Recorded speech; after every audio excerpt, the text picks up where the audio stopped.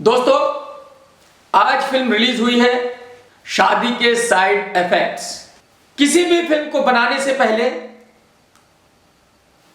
यह डिसाइड होता है कि इस फिल्म की ये ऑडियंस है, वो कॉलेज के लड़के लड़कियां देखेंगे या 30+ लोग देखेंगे या वो लोग देखेंगे जिनको डरना पसंद है।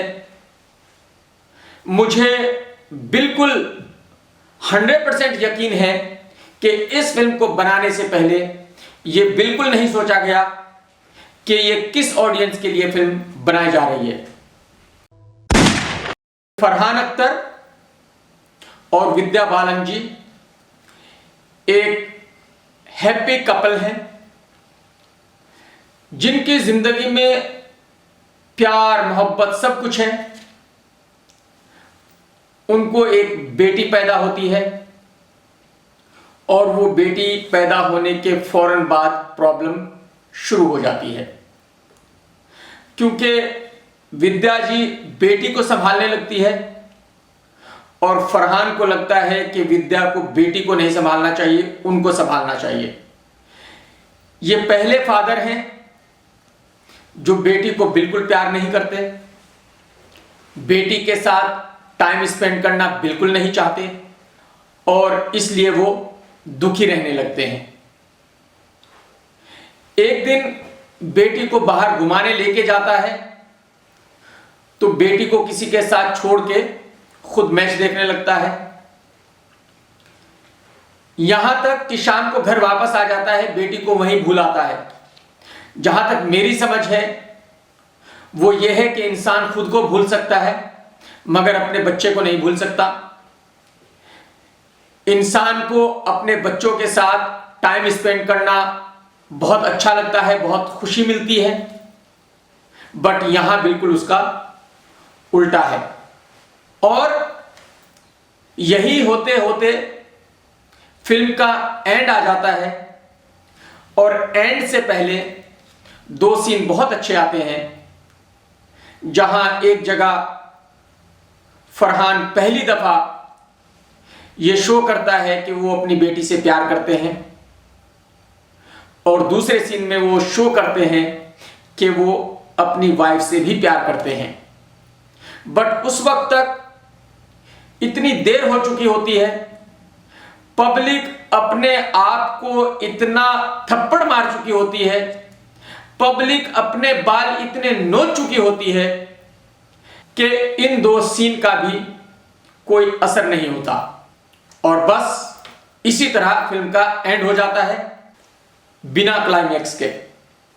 जहां तक मैं समझता हूं 100% मुझे यकीन है कि असल जिंदगी में फरहान साहब ऐसे बेकार के फादर बिल्कुल नहीं होंगे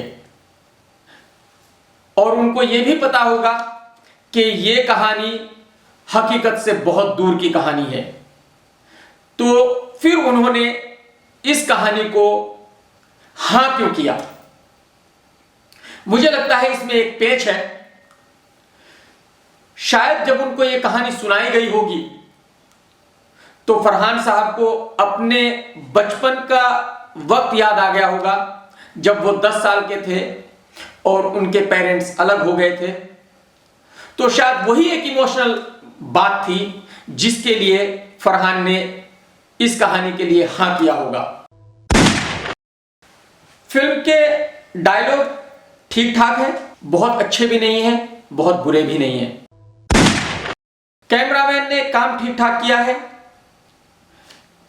क्योंकि उसके पास बहुत ज्यादा कुछ करने के लिए था भी नहीं।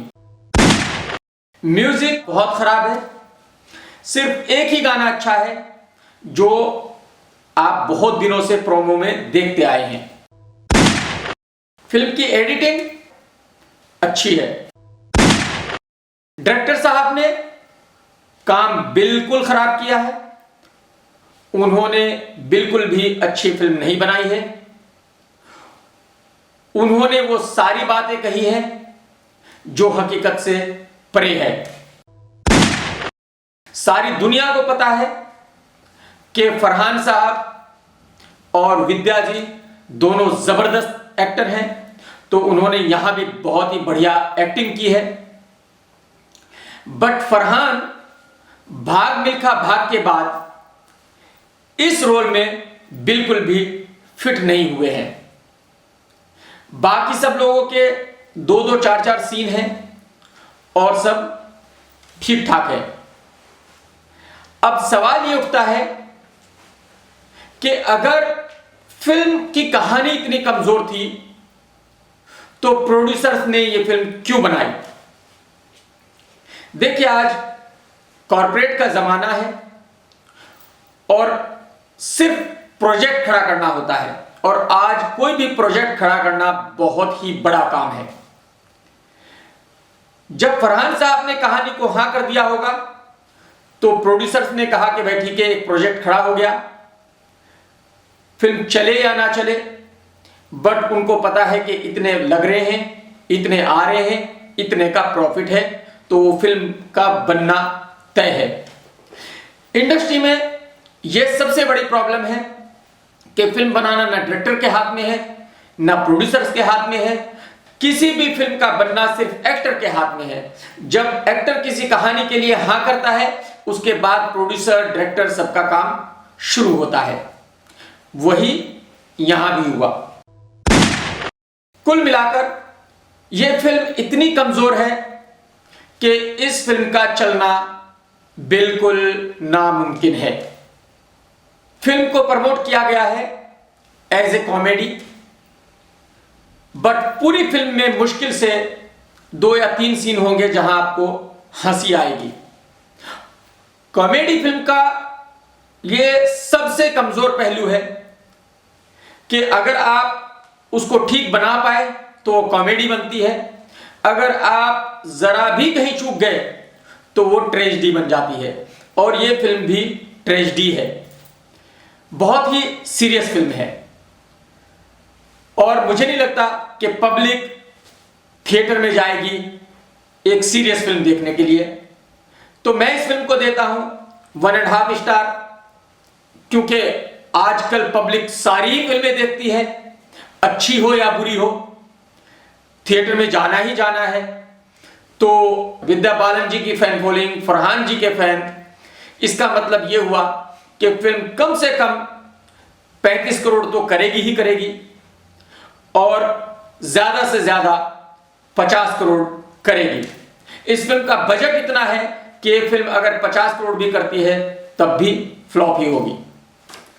आपको अगर देखनी है तो आप भी जाइए, एंजॉय कीजिए।